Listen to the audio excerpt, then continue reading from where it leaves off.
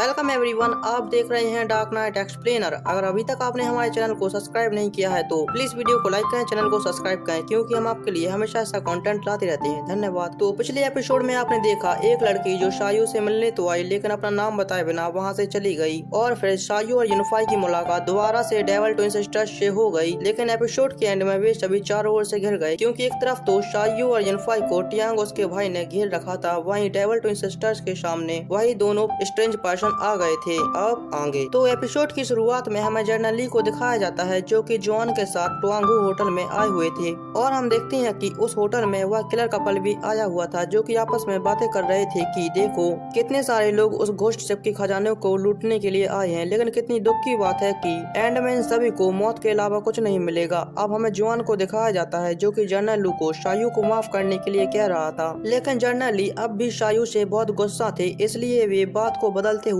John से उस black powder की तस्करी के बारे में पूछते हैं, और जॉन बताता है कि उसने हर तरफ अपने सीक्रेट एजेंट फैला रखे हैं, उन्हें जल्द ही कोई न कोई रिजल्ट देखने को मिल सकता है। लेकिन साथ ही उसे इस बात पर शक भी था कि शायद इस ब्लैक पाउडर की तस्करी में मिंग डायनेस्टी की कुछ ऑफिसर भी शामिल हो सकते हैं, और ये दोनों यहाँ पर इस केस पर बातें कर ही रहे थे, तभी वहाँ पर जियांग पवेलियन के लॉर्ड युनशाओ आ जाते हैं, जिन्हें देख जनरल ली बहुत हैरान थे, और हमें पता चलता है कि युनशाओ भी उस घोस्ट शिप के बारे में इन्वेस्टिगेशन कर रहे हैं, और साथ ही वह मिंग डायनेस्टी की हर सिटी से स्ट्रॉन्ग पीपल को कलेक्ट कर रहे हैं, क्योंकि हाल ही में घोस्ट शिप का आतंक बहुत तेजी से बढ़ रहा है, और उनका मानना है कि इस घोस्ट शिप के पीछे कोई भी श्राप नहीं है, बल्कि इसके पीछे कोई इंसान है जो कि घोस्ट शिप के पीछे लोगों को मार रहा है, और साथ ही उस ब्लैक पाउडर की तस्करी कर रहा है। और तभी वहाँ पर प्राइम मिनिस्टर भी आ जाते हैं, जो कि युनशाओ की बात से पूरी तरह सहमत थे, और प्राइम मिनिस्टर भी सभी लोगों को यही समझाते हैं, और साथ ही उन्हें युनशाओ का साथ देने के लिए कहते हैं, और प्राइम मिनिस्टर को युनशाओ के साथ देखकर सभी लोग युनशाओ का साथ देने के लिए तैयार हो जाते हैं। और यह देख जनरल ली और जॉन भी अब उस ब्लैक पाउडर की तस्करी के बारे में और तेजी से इन्वेस्टिगेशन करने के लिए निकल जाते हैं। अब सीन शायू व डेविल ट्विन सिस्टर पर शिफ्ट होता है, जहाँ पर वे दोनों स्ट्रेंज पर्सन उन सभी से कहते हैं कि हम सिर्फ इन दोनों बहनों को लेने के लिए आए हैं, हमें तुम लोगों से कोई भी मतलब नहीं। और सीन वापस से जनरल ली पर शिफ्ट होता है, जिन्हें खबर मिली थी कि आज रात ब्लैक पाउडर को हांगकांग सिटी से ले जाया जा रहा है, इसलिए वे बड़ी तेजी से उस ब्लैक पाउडर को अपने कब्जे में लेने के लिए आगे बढ़ रहे थे। और तभी जनरल ली पर एक एरो से अटैक होता है, इसलिए जनरल ली वहीं पर रुक जाते हैं, और फिर बहुत से लोग जनरल ली के सामने आकर अपनी शॉट से उन पर अटैक कर देते हैं। अब सीन युनशाओ पर शिफ्ट होता है, जो कि अपने डिसाइपल से बहुत खुश था, क्योंकि हर सिटी से लोगों को कलेक्ट करने का आइडिया इसी डिसाइपल यूनली का था।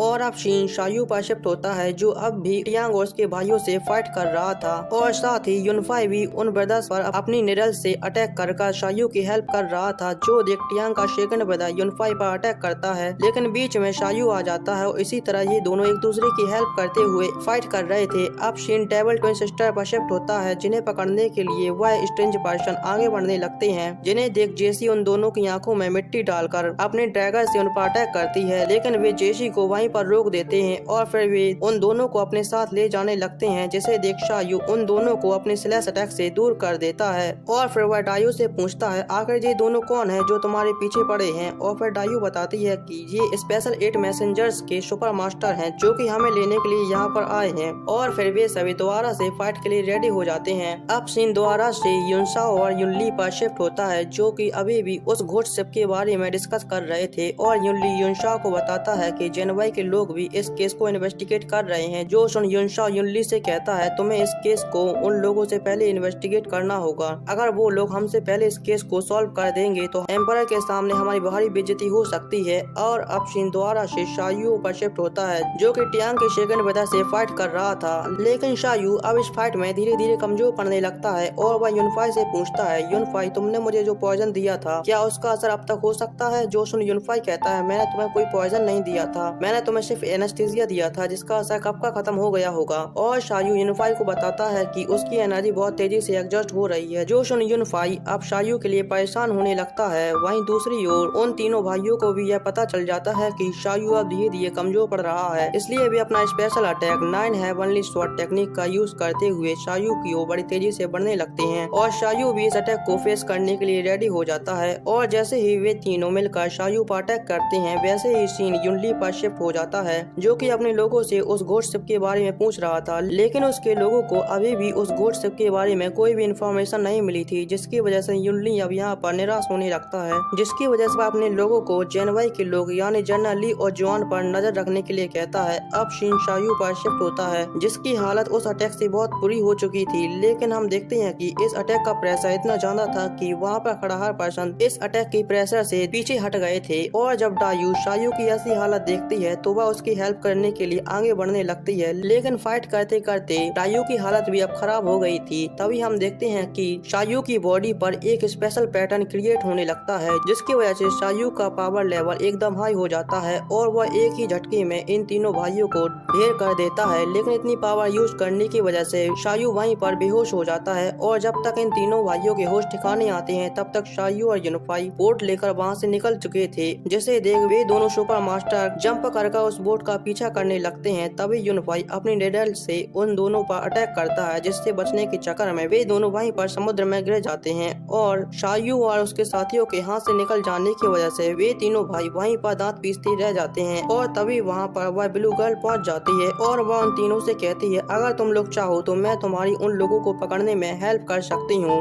और कुछ टाइम बाद वे सुपर मास्टर भी समुद्र से बाहर आ जाते हैं और जब वे समुद्र से बाहर आते हैं तो उनके सामने पूरा ओलाई टाउन जल रहा था, जिसे देख वे सुपर मास्टर कहते हैं, शायद वो टाइम आ गया है जिसके लिए हम यहाँ पर आए हैं। और इसी के साथ हमारा ये एपिसोड समाप्त होता है। अगर वीडियो पसंद आई हो तो प्लीज वीडियो को लाइक करें, चैनल को सब्सक्राइब करें या प्लीज लाइक कर दिया करो, अच्छा लगता है।